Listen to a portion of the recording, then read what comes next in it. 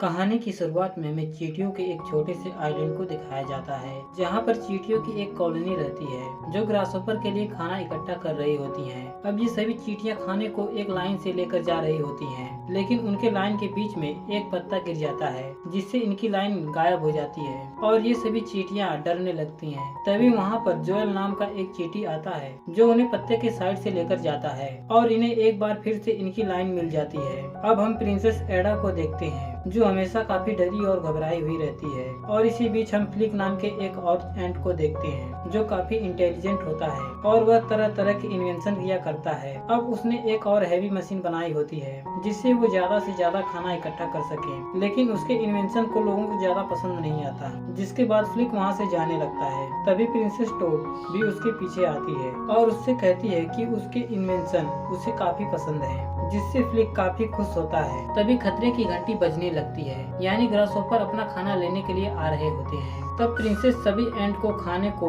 Stone पर रखकर सीधा एंट हॉल के अंदर जाने के लिए बोलती हैं, लेकिन फ्लिक के पास हैवी मशीन होने की वजह से उसकी स्पीड बहुत कम होती है और जब वो स्टोन पर खाना रखने के लिए जाता है तब उसकी हैवी मशीन की वजह से स्टोन का एक पत्थर हट जाता है और पूरा का पूरा खाना बर्बाद हो जाता है। अब सभी एंट्स हॉल के अंदर आ जाते हैं। अब सभी एंट हॉल के अंदर ये इंतजार कर रहे होते हैं कि सभी ग्रासहोपर आएंगे और अपना खाना लेकर चले जाएंगे, लेकिन अब ऐसा नहीं होता और सभी ग्रासहोपर एंट हॉल के अंदर आ जाते हैं, जिस वजह से चारों तरफ अफरा तफरी मच जाती है। तब हॉपर उनसे अपने खाने के बारे में पूछता है, लेकिन उसे कोई भी जवाब नहीं मिलता। तब हॉपर कहता है, बारिश आने में अभी कुछ महीने बाकी हैं, तो तुम लोग फिर से खाना कलेक्ट करो, नहीं तो बाहर कुछ ऐसे ऐसे कीड़े मकोड़े घूम रहे हैं जिनसे हम तुम्हें प्रोटेक्ट नहीं करेंगे। और वो उन्हें कहता है कि वो फिर से लौटेंगे जब महीने का आखिरी पत्ता गिरेगा। अब ये कहकर सभी ग्रासहोपर वहाँ से चले जाते हैं, जिसके बाद सभी एंट फ्लिक पर काफी गुस्सा करती हैं और फ्लिक के ऊपर एक मीटिंग बिठाई जाती है और उससे पूछा जाता है कि क्या वो अपने बचाव में कुछ कहना चाहता है, लेकिन फ्लिक कुछ भी नहीं कहना चाहता। और तभी उसके दिमाग में एक आइडिया आता है कि अगर वो शहर जाकर बड़े बग्स से मदद मांगे तो वो बग्स उन ग्रासहोपर से उनकी जान बचाएंगे। जिसके बाद फ्लिक उन जाबाज बग्स को ढूंढने के लिए उस आइलैंड से निकल पड़ता है। अब हमें बग्स के एक सर्कस को दिखाया जाता है जो कुछ खास नहीं चल रहा होता है। इस वजह से उन सभी बग्स को नौकरी से निकाल दिया जाता है। अब फ्लिक उस हाईटेक सिटी में पहुंच जाता है। दरअसल ये सिटी एक घर के नीचे होती है। अब शहर में पहुंचने के बाद फ्लिक कई लोगों से मदद मांगता है, लेकिन कोई भी बग्स फ्लिक की बात नहीं सुनना चाहता। अब फ्लिक सर्कस के उन बग्स को लड़ते हुए देखता है जिन्हें सर्कस से निकाल दिया गया था। फ्लिक को लगता है ये बग्स फाइटर बग्स हैं और फ्लिक उनसे मदद मांगता है, लेकिन उन सभी बग्स को ये लगता है कि फ्लिक उन्हें कोई जॉब ऑफर कर रहा है, इसलिए वो बिना कुछ सुने ही फ्लिक को हाँ कर देते हैं और एंट कॉलोनी की तरफ निकल पड़ते हैं। वहीं हमें एंट कॉलोनी को दिखाया जाता है जहाँ पर सभी एंट दिन रात मेहनत करके खाना इकट्ठा कर रहे हैं, क्योंकि अब उन्हें ग्रासहोपर को दुगना खाना देना होगा। और तभी फ्लिक उन सभी बड़े बग्स के साथ एंट कॉलोनी तक पहुंच जाता है,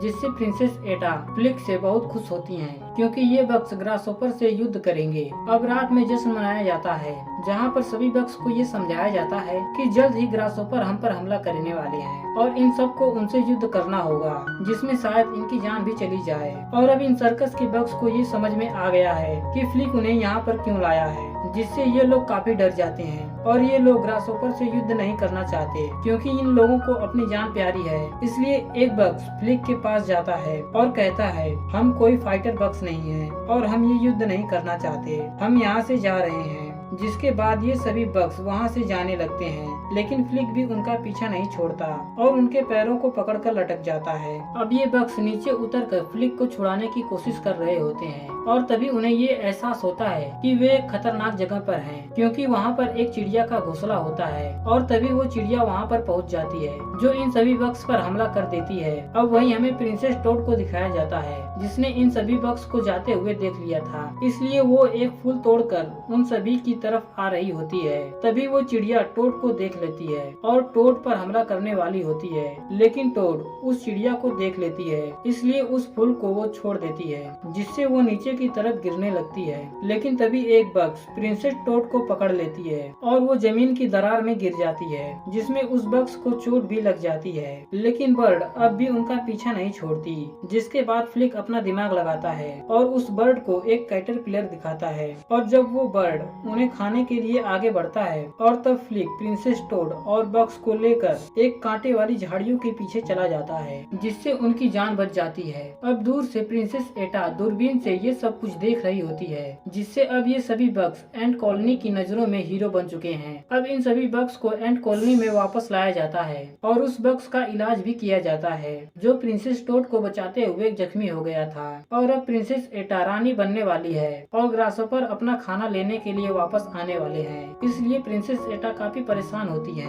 और अब फ्लिक को एक आइडिया आता है, वो कहता है क्यों ना हम एक बर्ड बनाएं और उस नकली बर्ड से उन ग्रासहोपर को वहाँ से डरा कर भगा दें। प्रिंसेस को ये आइडिया अच्छा लगता है और अब ये सब के सब एक नकली बर्ड बनाना स्टार्ट कर देते हैं और जल्द ही ये एक बड़ा बर्ड बना लेते हैं, जिसे ये एक बड़े पेड़ के पीछे छिपा देते हैं। अब सारी एंट बहुत खुश होती हैं क्योंकि इन्होंने युद्ध की पूरी तैयारी कर ली होती है और अब रात में ये लोग सेलिब्रेट कर रहे होते हैं। तभी ये लोग देखते हैं कि कुछ रोशनियां इनकी तरफ आ रही होती हैं और अगले पल एक बग अपनी गाड़ी लेकर इनके सामने आ जाता है। ये वही सर्कस का ओनर होता है जिसने अपने सर्कस से अपने बग्स को नौकरी से निकाल दिया था और अब वो बग्स चाहता है कि ये सारे बग्स दोबारा सर्कस में आ जाएं। और तब यहाँ सारी एंट को और प्रिंसेस एटा को ये पता चल जाता है कि ये कोई योद्धा बग्स नहीं है, बल्कि ये एक सर्कस में काम करने वाले हैं, जिससे राजकुमारी एटा को और सभी एंट को बहुत दुख होता है। और अब इन सब को ये लगता है कि फ्लिक ने इन सभी को धोखा दिया है, इसलिए प्रिंसेस एटा कहती है कि तुम यहाँ से चले जाओ। फ्लिक को वहाँ से निकाल दिया जाता है और फिर प्रिंसेस एटा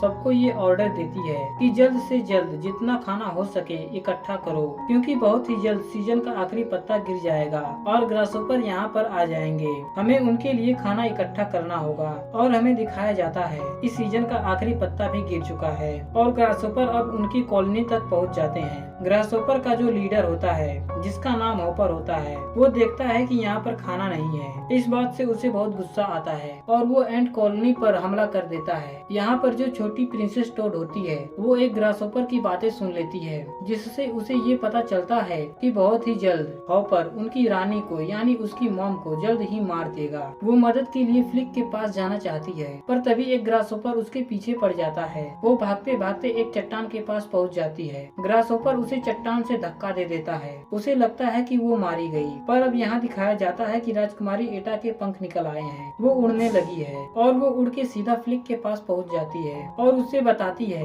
कि किस तरह से ग्रासहोपर ने उनकी कॉलोनी पर हमला किया और साथ ही वो रानी को भी मारना चाहते हैं। फ्लिक को ये एहसास होता है कि ये सब कुछ उसकी वजह से हुआ है और अब वो रानी की जान बचाना चाहता है, जिसमें अब सर्कस के बग्स भी उसका साथ देना चाहते हैं। लेकिन सर्कस का जो ओनर है वो इन्हें जाने नहीं देगा, इसलिए वो उसे बंदी बना लेते हैं और सर्कस की बस लेकर एंट कॉलोनी पहुंच जाते हैं, जहां पर वो ये देखते हैं कि हॉपर ने क्वीन और साथ ही प्रिंसेस एटा को बंदी बना रखा है। फ्लिक उन सबको कहता है तुम वहां पर जाओ और सभी को अपनी सर्कस की कलाओं से एंटरटेन करो। सभी बग्स ऐसा ही करते हैं। जब सभी ग्रासहोपर और उनका लीडर हॉपर परफॉर्मेंस देखने में बिजी होते हैं तो ये प्रिंसेस एटा और क्वीन को छुड़ा लेते हैं। और वहीं हमें ऊपर फ्लिक को दिखाया जाता है जो उस बर्ड के पास पहुंच जाता है जो इन्होंने ग्रासहोपर को डराने के लिए बनाया है। और अब फ्लिक उस बर्ड के अंदर बैठकर हमला कर देता है। चारों तरफ अफरा तफरी मच जाती है। यहाँ पर जितने भी एंट होती हैं, इन्हें ये पता है कि ये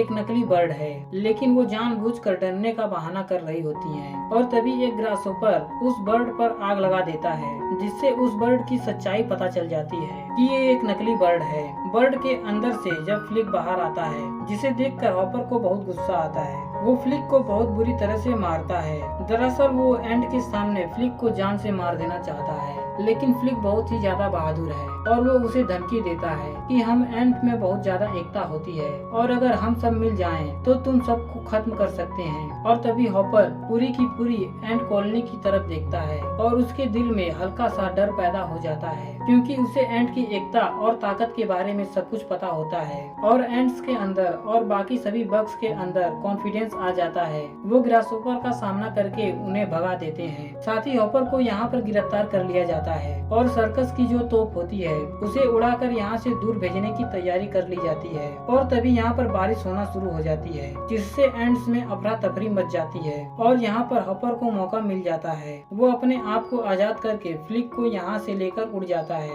हालांकि उसके बक्स साथी उसे छुड़ाने की कोशिश करते हैं, लेकिन उसका पीछा नहीं कर पाते। पर तभी वहाँ पर प्रिंसेस टोड आती है और उसे हॉपर के पंजों से छुड़ाकर नीचे ले आती है। और अब फ्लिक के माइंड में एक आइडिया आता है और वो प्रिंसेस टोड को कहता है, हमें उसी घोंसले के पास जाना होगा जिसने टोड के ऊपर और हमारे ऊपर हमला किया था। और तभी यहाँ पर हॉपर भी पहुँच जाता है। फ्लिक उसे जाल में फंसाने के लिए उस बर्ड के घोंसले की तरफ भागता है, पर जल्द ही हॉपर उसे पकड़ लेता है। पर इससे पहले हॉपर उसे मारता, वो देखता है कि उसके ऊपर बर्ड है, पर हॉपर को ऐसा लगता है कि ये भी पिछले बर्ड की तरह एक नकली बर्ड है, इसलिए वो उस पर ध्यान नहीं देता और कहता है कि मैं तुम्हारी चाल समझ चुका हूँ। और तभी वो बर्ड उसे पकड़कर अपने बच्चे को खिला देती है और इस तरह से हॉपर का अंत हो जाता है। अब अगली सुबह हमें दिखाया जाता है कि अब सब के सब फ्लिक को अपना हीरो समझते हैं। प्रिंसेस एटा जो कि अब क्वीन बन चुकी है, फ्लिक और वो एक कपल हैं। साथ ही हॉपर का जो ब्रदर होता है वो काफी फ्रेंडली है, वो कभी एंड्स पर हमला नहीं करना चाहता था, इसलिए अब वो एंड्स का दोस्त बन चुका है।